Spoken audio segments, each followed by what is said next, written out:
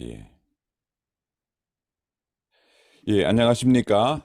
트라이밸리 CBMC에서 함께 말씀을 나누는 최승환 목사입니다. 크리스마스의 진정한 의미를 생각하는 그런 오늘 만나의 내용을 접했습니다. 크리스마스, 성탄절의 가장 큰 의미는 하나님이 육신이 되어서 우리 가운데 오셨다 하는 그런 성육신 사건이 되겠습니다. 이 성육신 사건은 다른 말로 하면 임마누엘이라 이렇게 얘기할 수 있겠지요. 임마누엘이라는 것은 임마누, 우리들과 함께 있다. 그리고 하나님이 우리와 함께 계신다. 이런 의미가 되겠습니다.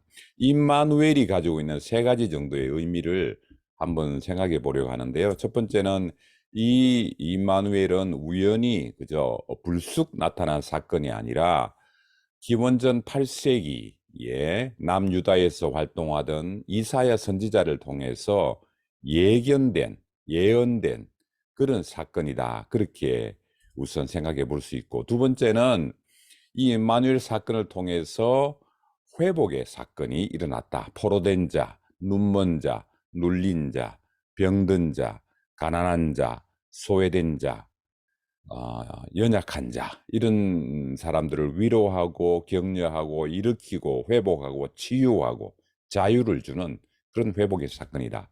세 번째 임마누엘 사건은 2000년의 과거요, 2000년 전 과거, 단회적으로 끝난 사건이 아니라 지금도 계속되는 그런 사건이다. 보혜사 성령, 그러니까 육신의 예수님은 승천하셨지만 보혜사 성령을 보내주셔서 영원토록 너희와 함께하겠다. 그리고 보혜사 성령을 통해서 내가 가르친 것, 내가 행한 것, 내가 너희들에게 준 감동과 결단과 헌신을 계속해서 생각나게 하겠다. 그러니까 이 임마누엘 사건은 지금도 계속되는 그런 사건이라 이렇게 정리해 볼 수 있겠습니다. 자, 그렇다면 이 임마누엘이신 예수님을 대하는 우리들은 어떨까? 그걸 한번 초점해 보려고 합니다. 아까도 나눠주신 말씀 가운데 우리가 이 계절에 재림을 생각하는 그런 의미를 가져야 되겠다. 그렇게 말씀하셨는데요. 제가 얼마 전에 이 도스토옙스키 이 얘기를 잠깐 했었습니다. 이 사람이 쓴 27권의 저작 가운데 이 책 제가 들고 있는데요. 여기에 이제 까라마조프 가의 형제들이라는 얘기를 잠깐 드렸죠.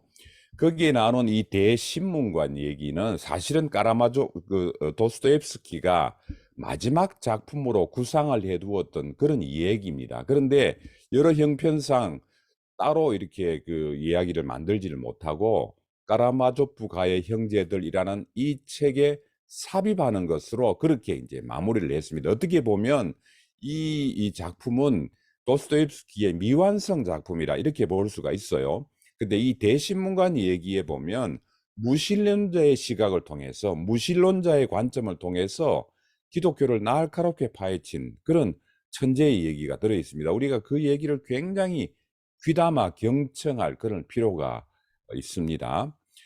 제가 이제 지난번 말씀에서는 다 언급하지 못했는데 사실은 그 대신문관이 재림하신 예수를 감옥에 찾아가서 한 얘기가 있는데요. 그 얘기 가운데 하나가 뭐냐면 당신이 2000년 전에 마귀와의 그 시험에서 사용한 당신의 방법은 잘못되었다. 그렇게 아주 막 그 윽박지릅니다. 세 가지 그 시험이 있었지 않습니까? 돌이 떡덩이가 되는 것, 성전 꼭대기에서 뛰어내리는 것, 그리고 높은 산에서 내게 엎드려 경배하라. 그러면 내가 천하를 너에게 주겠다는 이 세 가지 시험을 이제 그 예수님이 물리쳤는데 이 세 가지 시험을 물리친 당신의 방법은 잘못되었다. 우리가 당신의 방법을 반대로 했더니 부가 생겼고 기적이 생기고 부가 생기고 이 신비로운 이 높은 데서 뛰어내려도 다치지 않는 이런 신비로움을 통해서 우리가 명예를 얻었고 당신이 했던 그 방법 반대로 했더니까 우리가 이 권력을 누리게 되었다. 그렇게 얘기를 하거든요. 그러면서 당신이 했던 방법은 잘못되었고 지금 이 상황에서 우리가 이게 부와 명예와 권력을 누리고 있는데 당신이 다시 찾아온 것은 잘못되었다. 그렇게 윽박지릅니다. 오늘날 기독교를, 오늘날 성도들을 굉장히 예리하게 분석하고 파헤친 이 도스토옙스키의 시각을 볼 수 있습니다. 재림을 기다리는 우리지 않습니까? 교회와 성도. 2000년 전에는 초림을 기다렸지만 우리가 이제 재림을 기다리는데, 재림을 어쩌면 기다리지 않는 교회, 재림이 거북한 교회, 재림이 어색한 그런 성도들이, 예수님이 재림하시고 나면 상당히 예수님과 페이스 투 페이스 하면 상당히 거북한, 피차가 거북해할 그런 상황들이 생길지도 모르겠어요.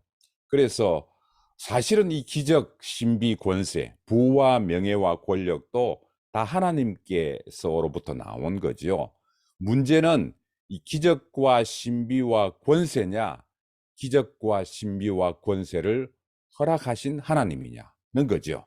우리에게 부도 필요하고 명예도 필요하고 권력도 필요한데, 부와 명예와 권력만을 쫓는 것이 아니라 부와 명예와 권력을 허락하신 하나님, 그 말씀으로 계셨던 하나님이 이 땅에 오신 그 성탄절, 그 의미를 다시 한번 되새기는 귀한 절기가 되면 좋겠습니다. 감사합니다. 기도하겠습니다. 하나님 감사합니다. 저희들에게 성탄절 허락하시고 예수님이 이 땅에 오셔서 우리와 함께 잡수시고 주무시고 또 피곤해 하시고 눈물 흘리시고 우리와 함께 참 울고 웃고 거하신 그 귀한 생애를 살아오신 그 시작점을 저에게 허락하심을 감사합니다.